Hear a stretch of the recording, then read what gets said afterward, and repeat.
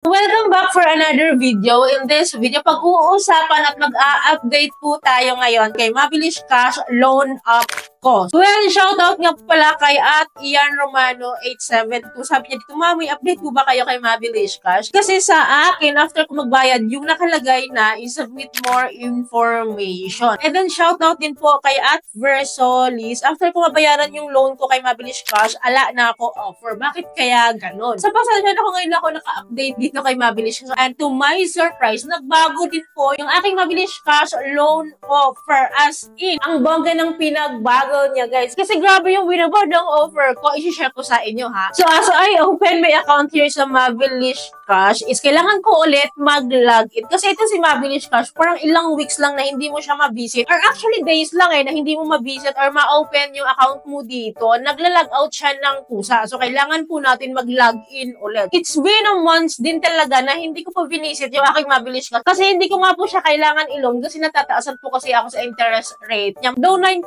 lang siya, kaysa naman kay 100 kay Tala at other loan apps na 15% monthly, mas quiet, reasonable pa din naman itong si Mabilis Cash kasi mas mababa talaga siya at legit naman talaga na buo mo rin naman matatanggap ito. Well, ito na nga, nag-login po ako ulit dito sa aking Mabilis Cash and then kapag ganito kasi na bago ka ulit mag-login dito sa account natin dito, parang nagkakaroon siya ng update sa loan offer niya. Like this, naka-asterisk pa yung loan amount ko. Ibig sabihin, kailangan ko pong i-update yung aking loan offer dito. So, paano gagawin? So, i-click lang po natin tong update. Then, magkakaroon po siya dito ng calculation. And as you can see, agad-agad may offer na po tayo at nakakalungkot dahil 2,000 pesos na lang ang offer ko dito. So, kung nakasubaybay kayo sa Mabilis Cash loan up journey ko dito, nung nag-apply po ako dito, meron po akong offer po na 18,000 pesos. Yes po, ganun kataas. First loan offer ko yon at hindi ko po yun withdraw dahil sa katagal-tagal na hindi ko siya withdraw. Pati yung mobile phone number na ginamit ko sa Mabilis Cash app ko is na-deactivate siya. Hindi ko na tuloy mapakinabangan yung Mabilis Cash app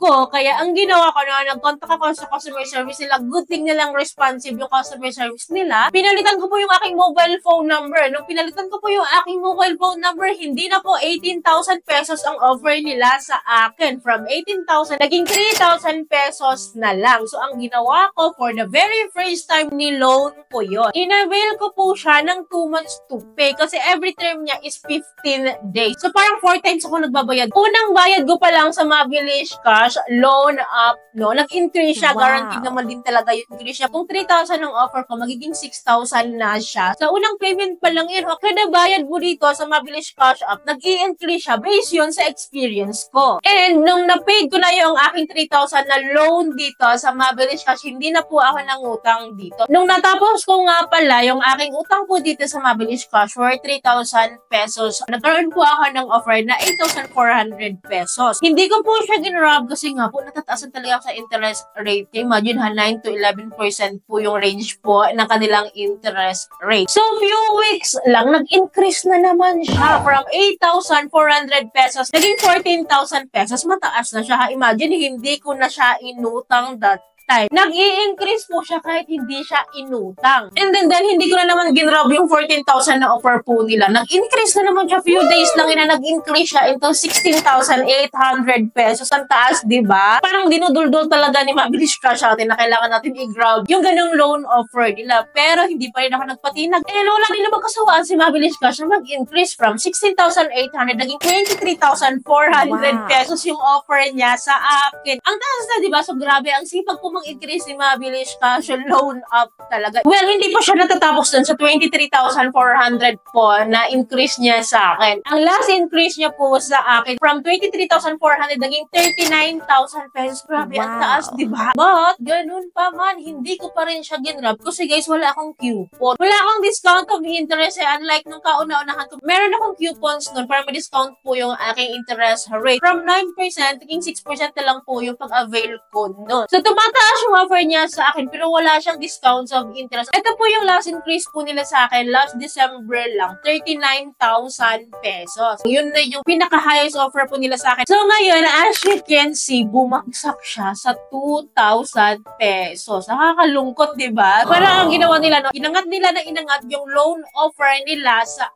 akin. Tapos nung nandun na sa taas, binitawan bumagsak sa 2,000 pesos. Well, sa 2,000 pesos po na offer po ni Mabilis Cash sa akin, meron po siyang binigay na 4 terms to pay. So, every 15 days, magbabayad po ako dito. Bali, twice a month po ako magbabayad dito. Kinumpit ko po yung kabuuang interest rate nito dahil bawat term po may interest rate po siya na 93. Kinumpit ko po siya and nag-total po siya ng 18.6% for the whole loan amount na 2,000 pesos for 2 months to pay. Kung i-divide natin yan by 2 months, so 9.3% po ang kanyang monthly interest. So, di ba mataas siya? Pero dahil maliit lang naman na loan offer ito, kaya medyo hindi masakit o hindi mabigat yung kanyang interest rate. And hindi ko pa rin po siya ginrab, guys. Kasi nga, nag-aantay ako na ma-increasean ulit ako. Kasi kahit hindi siya ginagamit kasi nag-i-increase ito since ka-open ko lang ulit. Then after few days, binisit ko na naman yung aking Mabilis Cash loan app. And nakita ko dito, meron akong 10% interest off. So, ibig sabihin, may coupon ako, may discount ako sa interest rate. So, inopen ko kaagad yung aking app. And then nakita ko nga, may pa-coupon sila sa akin na 38 pesos. So, diba? Kahit paano may discount sila. Pero, limited offer lang po siya. So, mag-expire po siya in 3 days kapag hindi ko daw siya ginrab. So, ito po yung details ng repayment ko, no? So, naka-discount nga po ako ng interest rate from 93 pesos. Yung interest rate ko per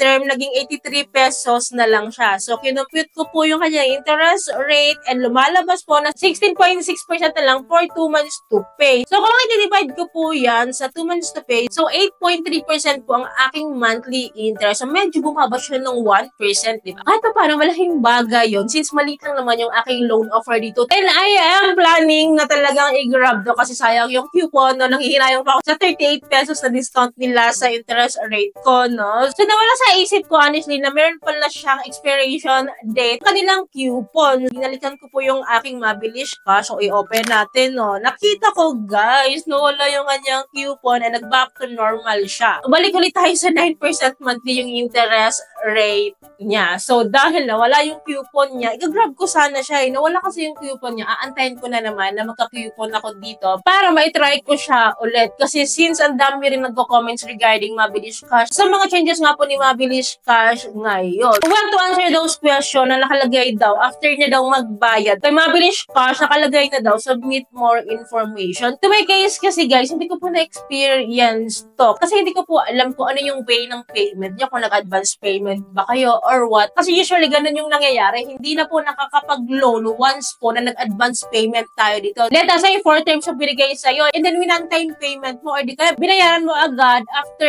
2 terms. Ayaw po talaga ni Mabilis Cash yung ganun, nagmamadali tayo sa pagbabayad. Gusto niya per term talaga para po magkaroon po kayo ng credit records or payment history po kay Mabilis Cash kasi yun yung tracking niya eh. Kasi system generated po kasi ito si Mabilis Cash. Maybe ganun po yung rules niya. Pinaka-tips ko po sa inyo, huwag kayong mag-advance payment, huwag kayong mag-one-time payment. Dito, baybayin nyo talaga yung payment terms. Tsagain nyo pong mag-bayad kasi yun yung gusto ni Mabilis Cash. And then after nyo po ma-full payment, yung inyong niloan po dito kay Mabilis Cash, huwag nyo agad-agad i-loan. Ayaw din niya yon. Mag-antay kayo ng 3 to 5 days kasi after that, magkakaroon siya ng bagong increase. So doon nyo ulit i-grab. Anyway, sino po sa inyo dito ang nakapag-loan na po kay Mabilis Cash? Kumusta po yung experience nyo ngayon kay Mabilis Cash? Kumusta po yung offer nyo? Kumusta po yung interest rate nyo? Na-offeran din ba kayo ng pa-coupon po ni Mabilis Cash? Paki-comment down below naman po yung experiences para aware din po yung iba nating viewer para na-update din po tayo dito. So yun lamang po. I hope po may natutunan kayo sa video. I hope po nakatulong tong video sa inyo. Kung nagustuhan yung video, please don't forget to like, share, and subscribe. And click nyo po yung bell button para lahat ng videos ko is updated and notified po kayo. Yun lamang po. Thank you po for watching this video. Bye!